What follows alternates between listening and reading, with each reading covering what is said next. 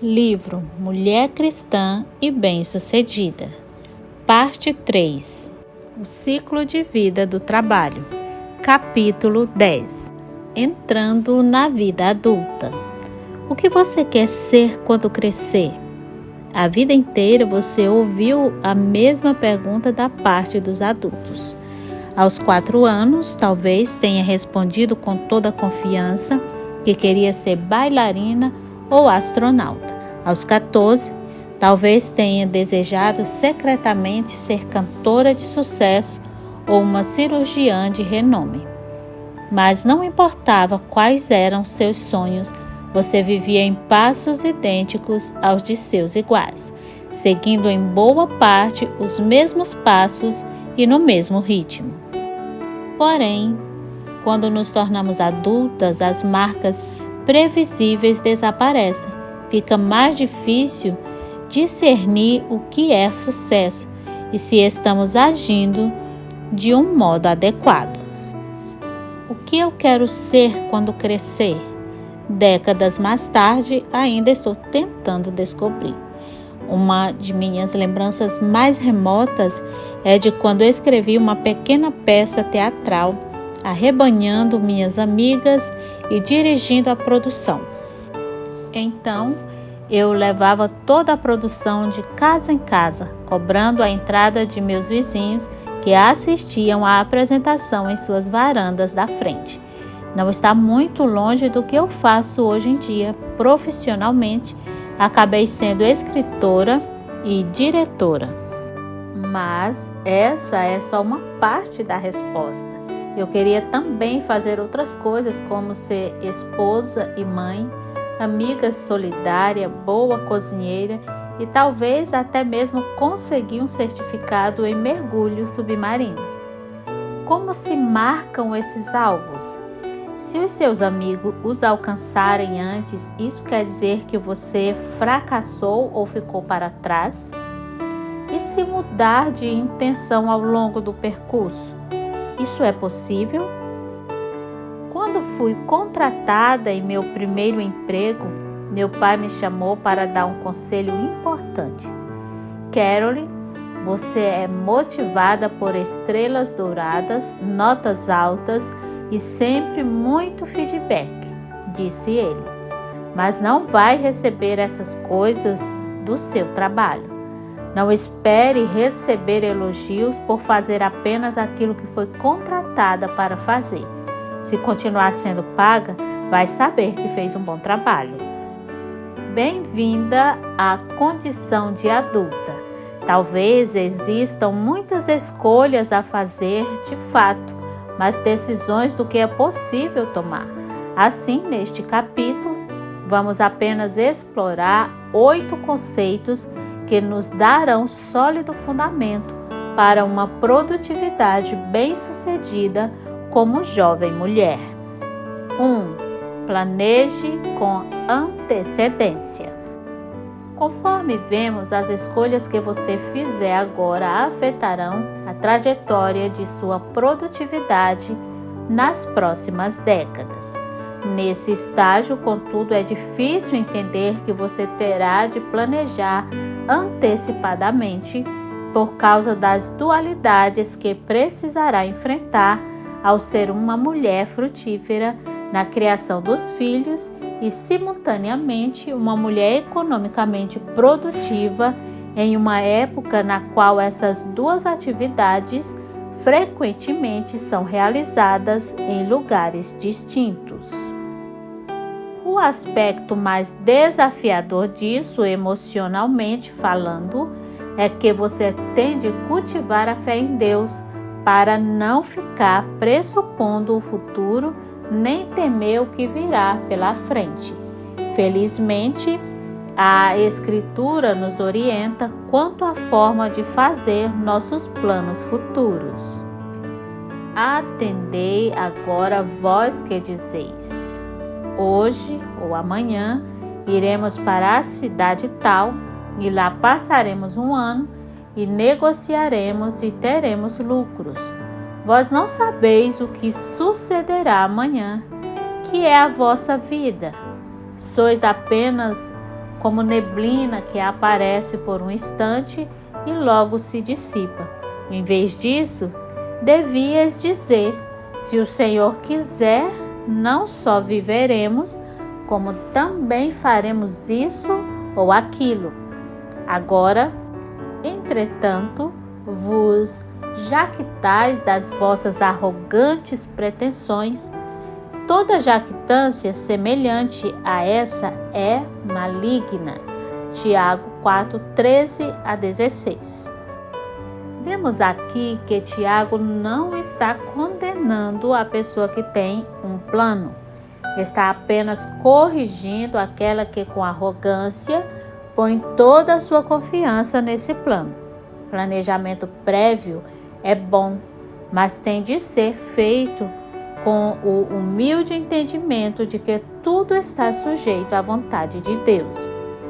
É assim quanto a forma de você antever o futuro. Entre todas as mulheres entrevistadas para escrevermos este livro, não ouvimos nenhuma vez alguém dizer: minha vida acabou sendo exatamente conforme eu esperava.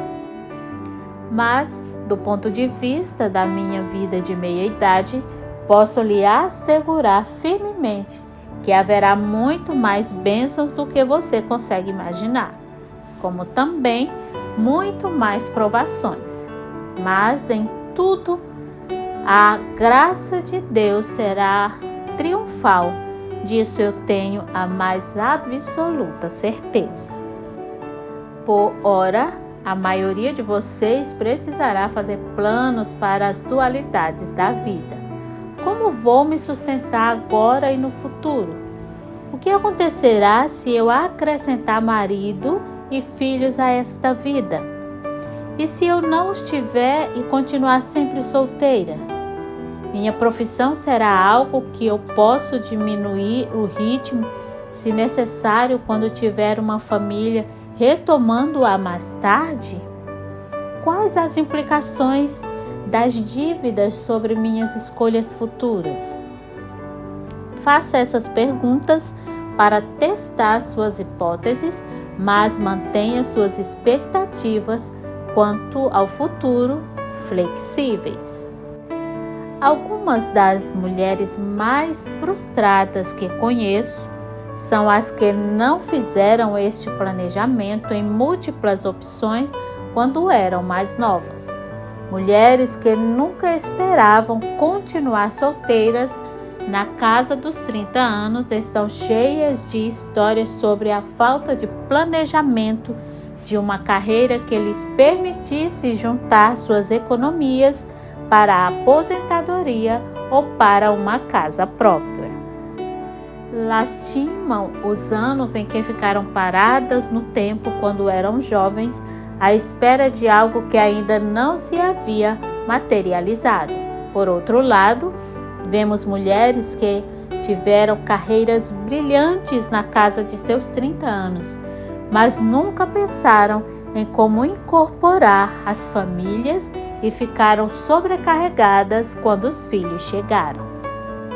Assim, faça seus planos, mas também faça bastante pesquisa de mercado enquanto estiver progredindo. Peça uma consultoria a pessoas no campo que você está considerando e em seguida pergunte a elas como tem sido o equilíbrio entre trabalho e vida pessoal e que conselhos dariam. Descubra com seus contatos pessoais e profissionais o que eles desejariam ter feito de outra maneira quando eram jovens adultos. Leia bastante em sua área de atuação, acompanhando as publicações acadêmicas, a mídia social e o mercado em geral. Peça à sua família e seus amigos conselho no que se refere aos seus pontos fortes e fracos. Em seguida, ore. Todas as suas melhores pesquisas só a levarão a um plano que talvez seja aproveitável, como diz Tiago. Mas a oração fará com que você busque o Senhor no que diz respeito a esses planos, e a humilde dependência nele evitará o orgulho gabar-se que Tiago condena. Mas, se você não for uma pessoa do tipo A, que faz seus planos com confiança, mas ao contrário, luta frequentemente para tomar qualquer decisão. Romanos 14, 23 é um versículo para a sua vida, de fato, para todos nós. Tudo o que não provém de fé é pecado. É assim a tradução ARA, a versão HCSB de língua inglesa, por sua vez, traduz: tudo que não provém da convicção é pecado. Noutras palavras, se você fizer alguma coisa para agradar a outras pessoas, ou porque teme a reação delas, ou porque faz você parecer melhor, ou por qualquer outra razão, senão a fé de que essa decisão ou esse ato agradem a Deus e consistem na provisão divina para você, estará clara e simplesmente pecando. Suas ambições estão sendo direcionadas para outra coisa que não a glória de Deus. Isso é realmente importante. Não importa qual seja o seu temperamento, você será aprovada praticamente de toda forma possível em suas decisões futuras. Se não se mantiver firme nesse importante princípio bíblico, vai ficar se debatendo, será incapaz de tomar uma decisão ou vai lamentar decisões tomadas por todas as razões equivocadas. Ancore-se firmemente nessa verdade ao caminhar adiante na vida e você será poupada de muito sofrimento. 2. Conheça seu ponto focal. Sempre que a minha mãe caprichava mais em sua aparência e dizia que estava ficando toda produzida. De acordo com um dicionário, o primeiro uso conhecido dessa expressão idiomática norte-americana foi em 1952. Pode ter sido popularizada pela estrela de tênis daquela época. Em 1949, ela resolveu criar para si um nome no prestigioso campeonato na Inglaterra, mas não por suas habilidades no tênis. Ela usou calcinhas rendadas sedutoras que apareciam por baixo da saia curta para fazer isso. Os fotógrafos se deitavam no chão para pegar instantâneas e as escolhas do guarda-roupa dela fizeram os oficiais na Inglaterra e nos Estados Unidos criar novos regulamentos quanto ao que as jogadoras deveriam vestir. Mais tarde, ela passou a usar trajes mais sóbrios nos Jogos Abertos dos Estados Unidos. Sei que vou decepcionar a multidão, mas não consigo me concentrar no jogo quando as pessoas ficam olhando as minhas calcinhas, disse ela. 3 anos mais tarde, ela se aposentou do tênis competitivo. Morreu aos 89 anos, passando seus anos finais sozinha e em completa pobreza. O jornalista de tênis Collins disse: acho que ela ficou triste com o fato de seu jogo de tênis não ser o foco, e sim seu traseiro e suas pernas. A moral da história é que aquilo que você torna o foco de sua vida será sua reputação e seu legado. Então, faça escolhas sábias. Nesse estágio da vida, é provável que você esteja em seu auge físico. Você vive numa cultura sexual em que a moda reflete o estético. A carne aparece em tudo. Você terá de decidir onde deseja chamar a atenção. Você quer que suas habilidades e seu caráter estejam na frente e no centro de tudo e não o seu corpo. O recato não é somente uma proteção contra o pecado sexual, é uma proteção de seus atributos no trabalho. Quando considerar isso, saiba que se a sexualidade for seu ponto focal, você será descartada como uma participante séria em praticamente qualquer ambiente de trabalho, porque é apenas uma distração. Shon-Chi construiu sua carreira pesquisando a respeito de homens e mulheres, a fim de ajudar a entender nossas diferenças básicas. Em um de seus estudos, constatou que quando uma apresentadora feminina estava exibindo os seios num decote exagerado, ao dar uma palestra que abordava 4 tópicos, a porcentagem dos homens que se lembravam de todos 4 caiu para 25%. Os homens partem do pressuposto de que as mulheres sabem e entendem o que estão fazendo quando se vestem de maneira provocante. Sentindo-se manipulados pela distração visual, muitos homens veem com menos respeito suas colegas mulheres que se vestem desse jeito. A mulher é vista com menos sagacidade empresarial, até mesmo imatura, buscando criar vantagem na empresa ao fazer a reunião girar em torno da atração sexual, escreve Shon-Chi.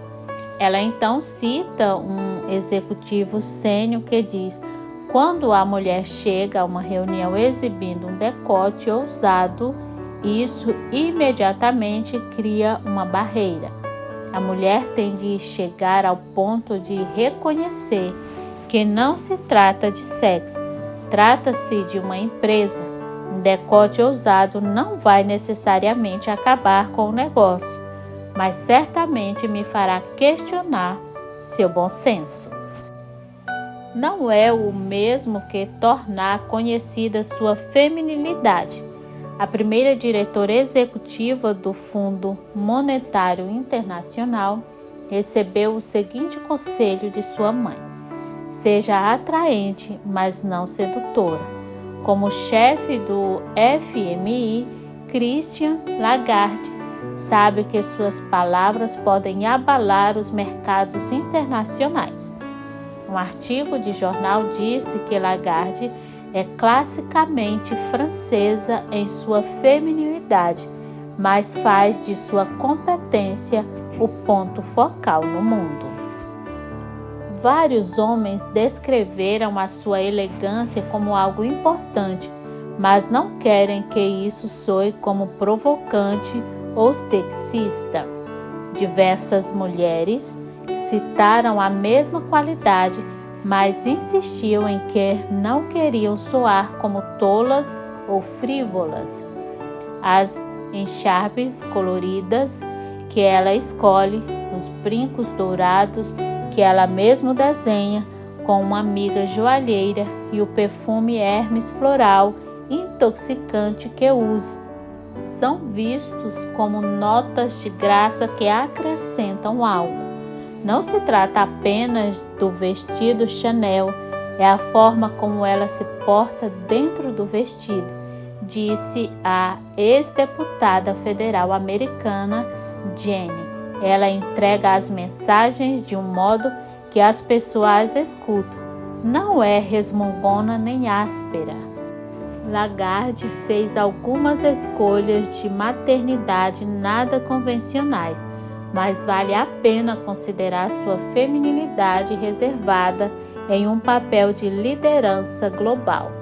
Conforme Shon-Chi cita um executivo de grande corporação, as mulheres têm a habilidade de ser completamente belas e completamente discretas. Enfatizamos a modéstia porque acreditamos que sua capacidade deve ser o ponto focal. Como jovem mulher, você ainda estará desenvolvendo sua identidade profissional e a reputação que a precederá enquanto estiver subindo na carreira. 3. Pague o que deve.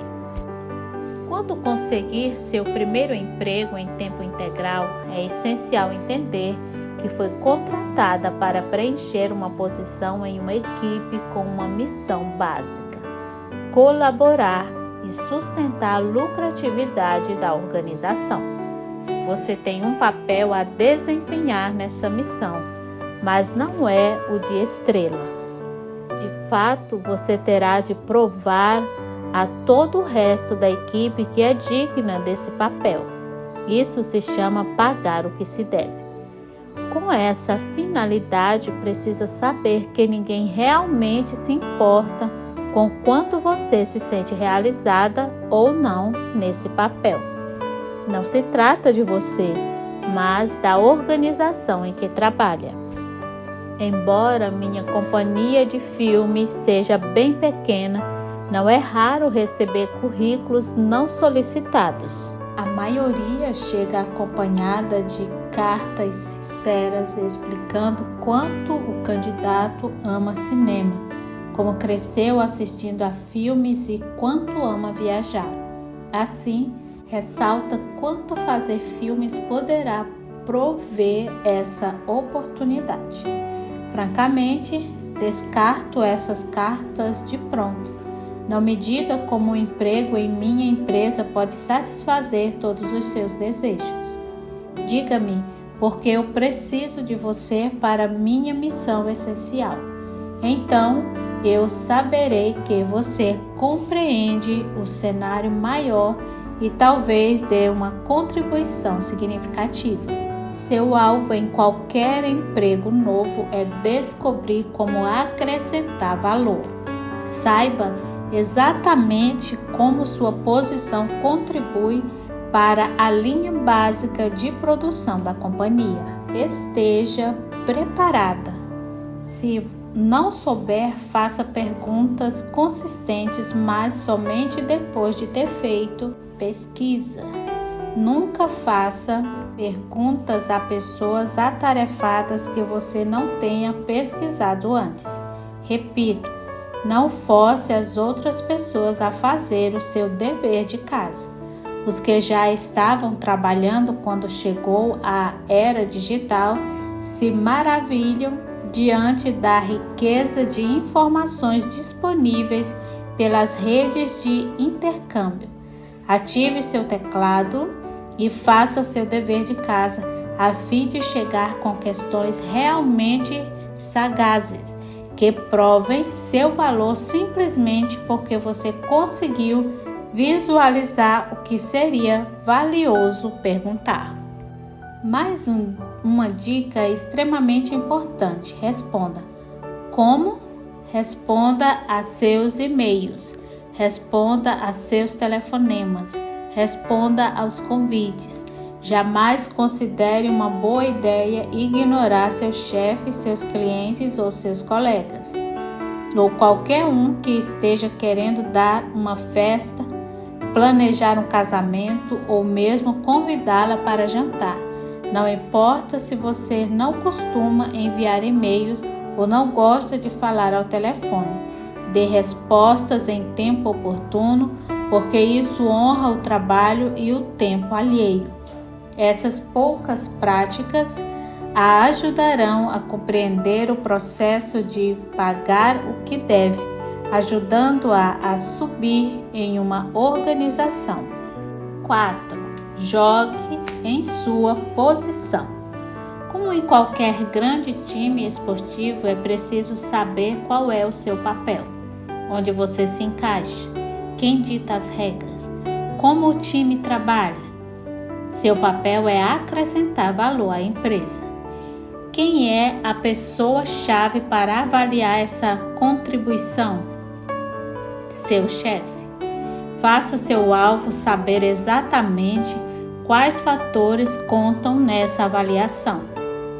Não presuma saber se não tiver feito algumas perguntas imprescindíveis como: qual é a medida do sucesso na minha posição?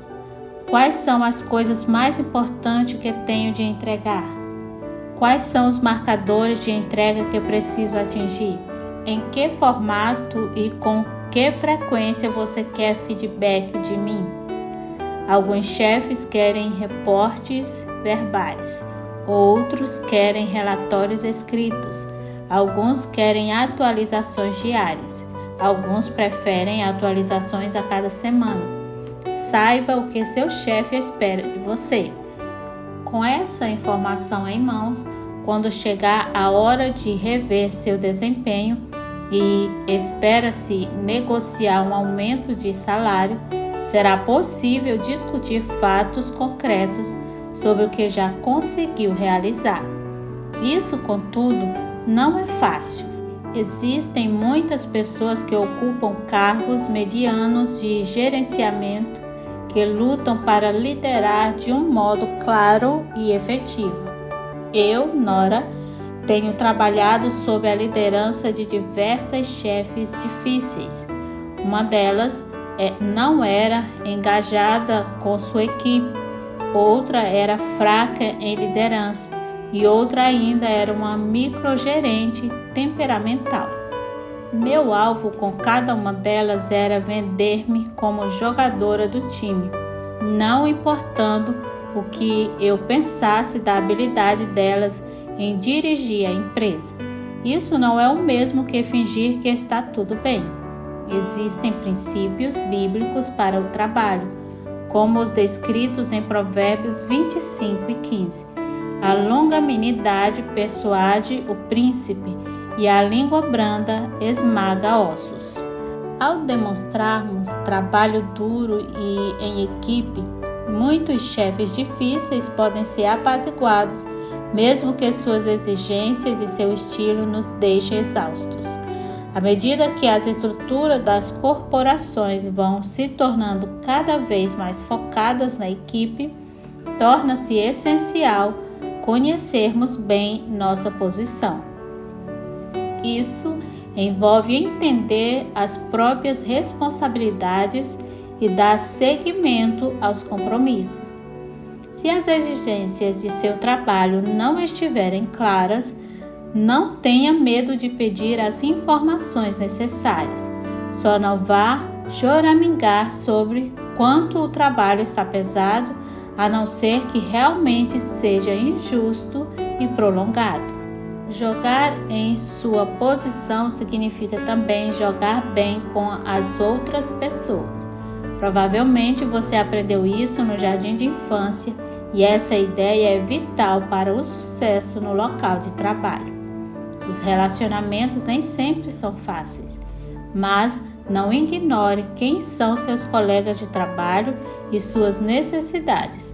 Faça perguntas e seja útil a eles. Só não vá sucumbir ao jogo político no escritório. Uma das coisas mais perigosas é participar de fofocas desregradas com outras pessoas. Isso põe em risco seu emprego e seu testemunho cristão. Eu, Nora, já vi os efeitos negativos da fofoca no local de trabalho e como isso conduz à falta de harmonia numa equipe. Passando por diferentes ciclos de chefes, eu tentava encorajar minhas colegas de trabalho sobre como podíamos juntas solucionar os problemas, em vez de acrescentar mais material à produção de mexericos. Outra forma de fazermos nossa parte é servindo ao próximo. Isso não quer dizer fazer todo o seu trabalho, mas cuidar dele como pessoa. Sempre haverá algumas pessoas com as quais nos damos bem e outras que teremos de nos esforçar mais para tratar com a dignidade e o respeito que merecem. O esforço vale a pena por duas razões. 1. Mostra que você joga no time. E 2. É uma forma de demonstrar o amor de Cristo em seu trabalho. 5. Vá direto ao ponto.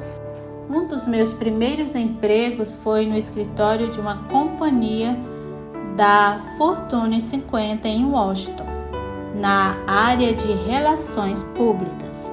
Estava totalmente abaixo na cadeia hierárquica, sem a mínima ideia da importância disso, e também não sabia que meu único papel era calar a boca e escutar. Meu chefe era vice-presidente executivo de comunicações e se reportava diretamente ao CEO.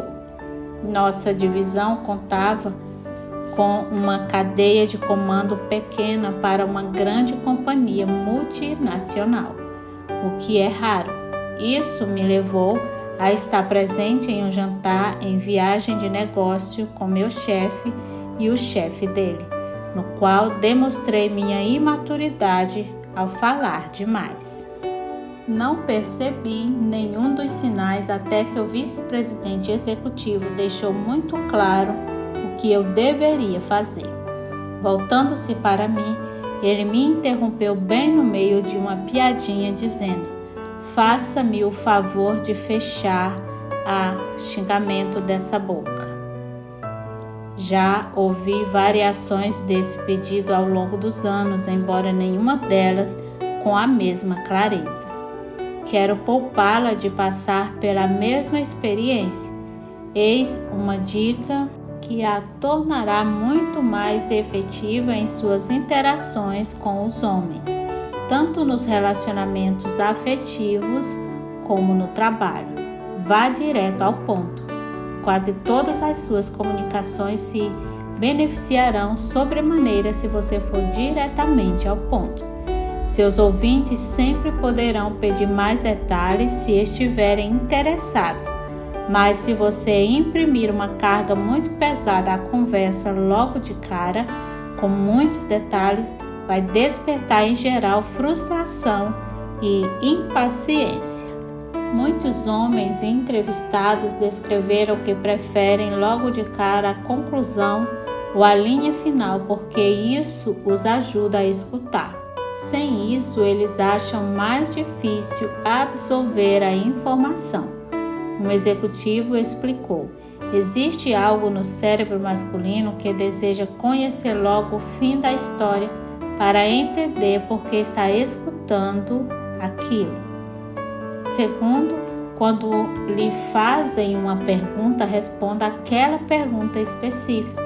Não vá pulando adiante respondendo aquilo que você acha que os homens querem saber. Você pode estar completamente equivocada ao presumir que sabe porque ele está perguntando. Vai evitar muitos conflitos responder com os fatos pertinentes àquela primeira pergunta antes de tudo.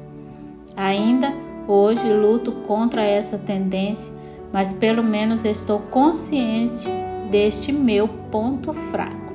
Já causei muitos conflitos desnecessários por saltar adiante para onde achava que alguém estava indo em suas perguntas, respondendo ora defensivamente, nunca uma posição útil a tomar, ora de uma forma confusa.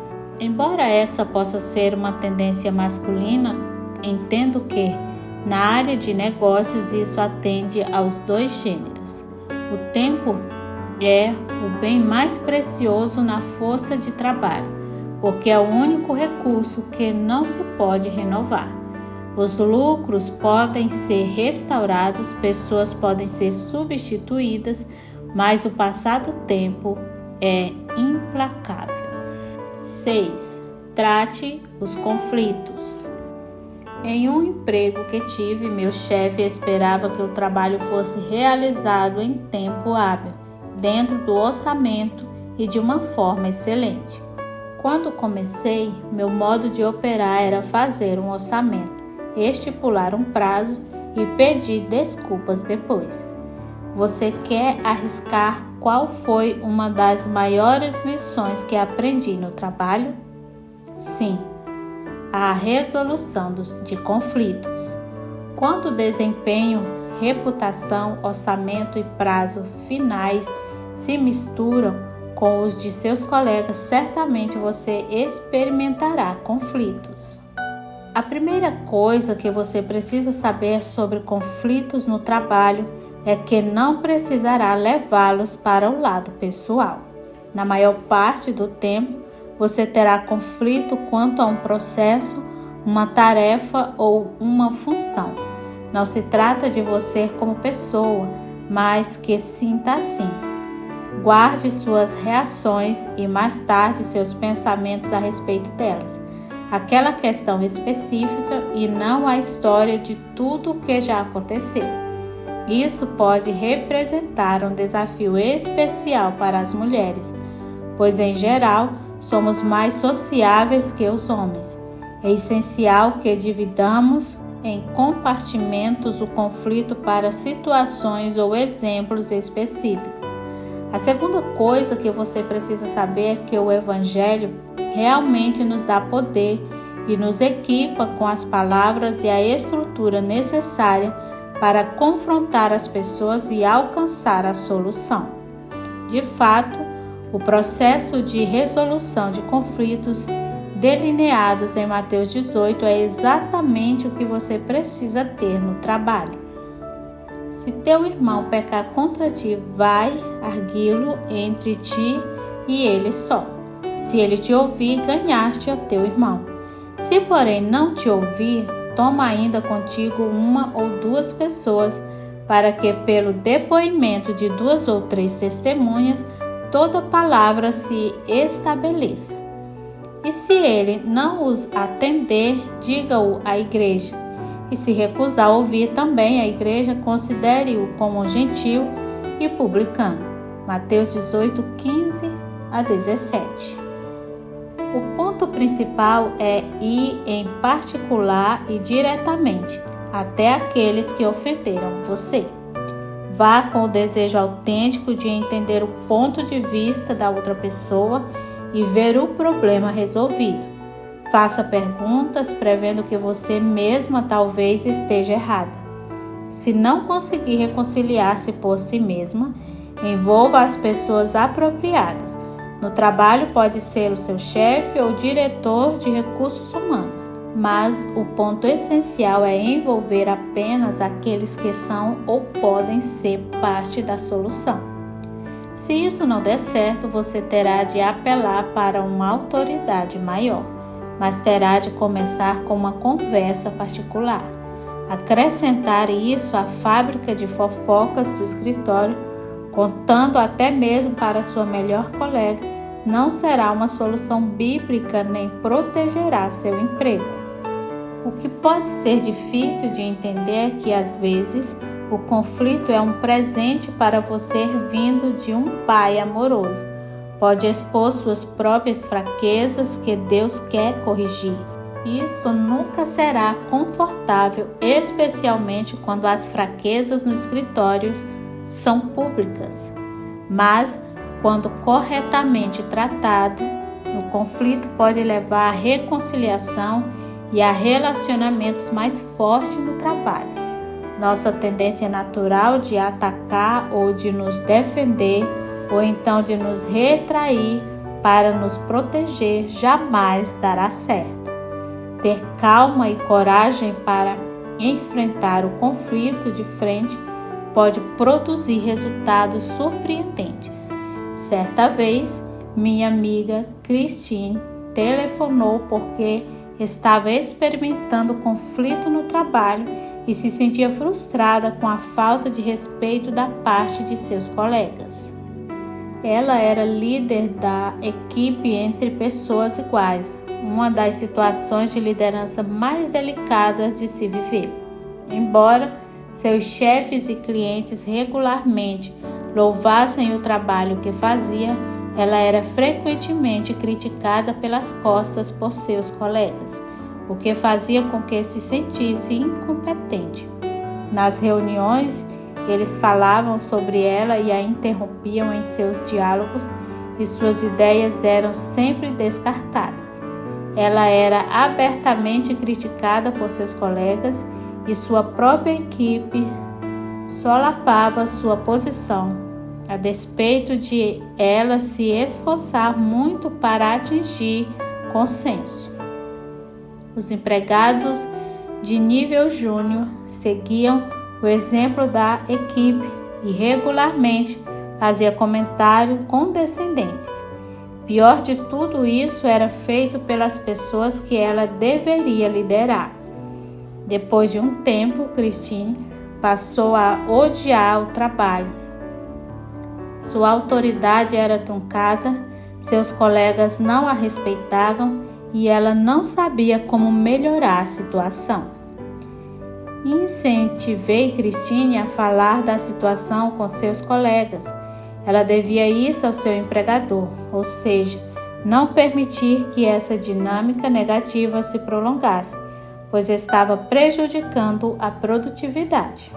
Tendo em vista a abordagem inicial de conversa particular conforme Mateus 18, sugeri que ela agendasse um cafezinho ou uma reunião particular com cada um de seus colegas e que começasse a reunião com uma afirmativa adequada.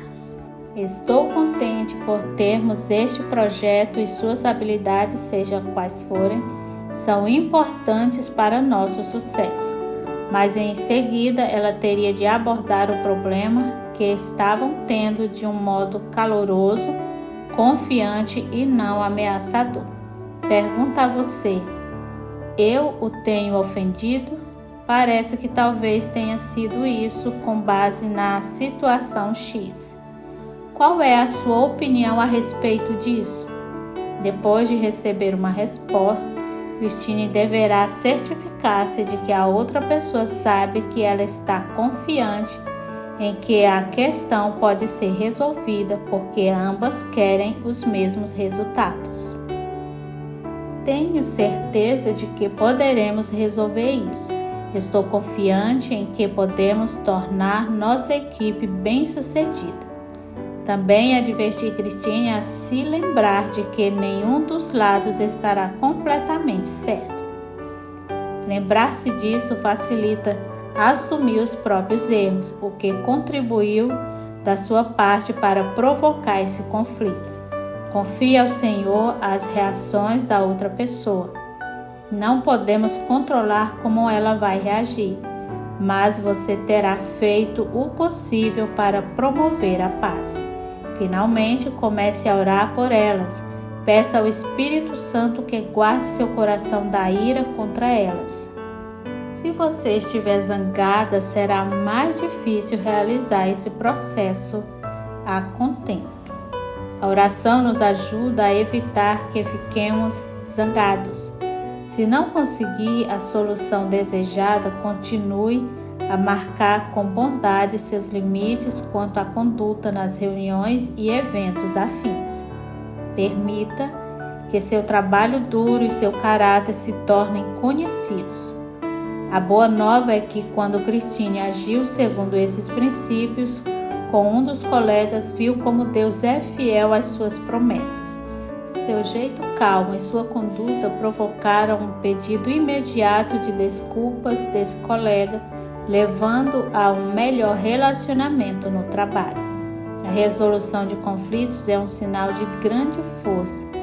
É preciso termos maturidade para olhar nos olhos de alguém e perguntar calmamente sobre as tensões ou as ofensas sem nos tornar defensivas. Acima de tudo, é importante nos lembrarmos de que todo conflito é uma oportunidade para que Deus seja glorificado.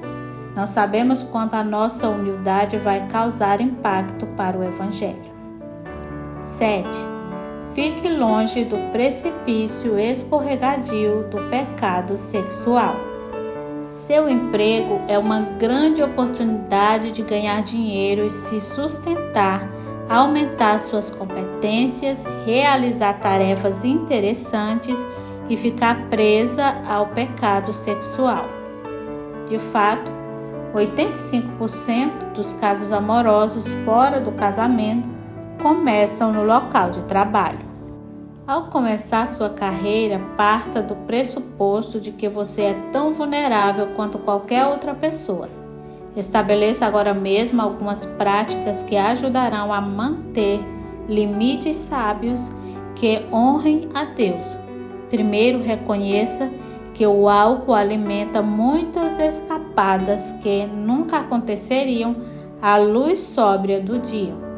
Certa vez, conheci uma mulher que estivera na equipe de um ministério e acabou fazendo a transição para uma grande companhia. Era uma das poucas mulheres em seu escritório, como também uma das únicas pessoas solteiras. Uma viagem de negócios com bebidas demais levou a um encontro desastroso com um dos seus colegas casados.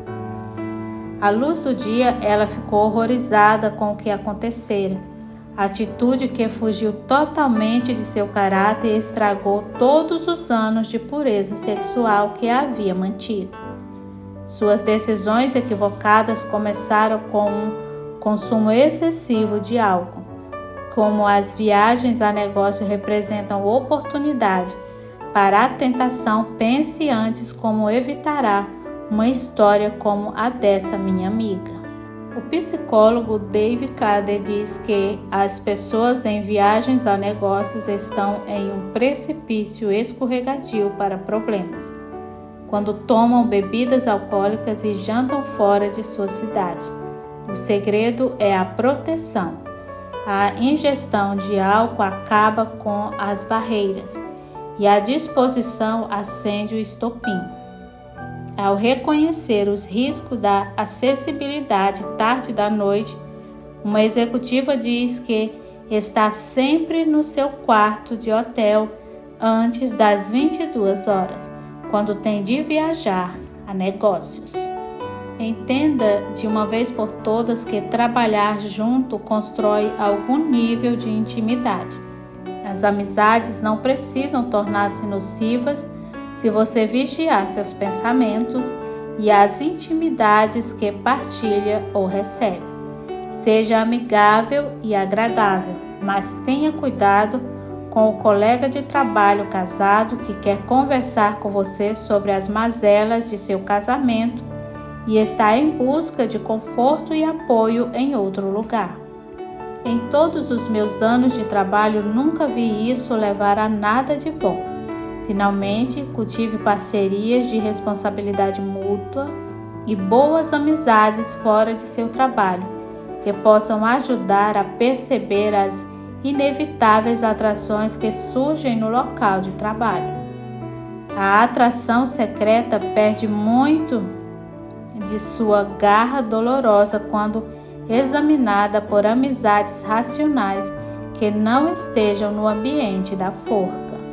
Todo mundo tem essas atrações e simpatias, mas nós podemos evitar as decepções, as especulações desajeitadas e seus resultados pecaminosos ao fazer com que os outros conheçam nossos pensamentos e sonhos.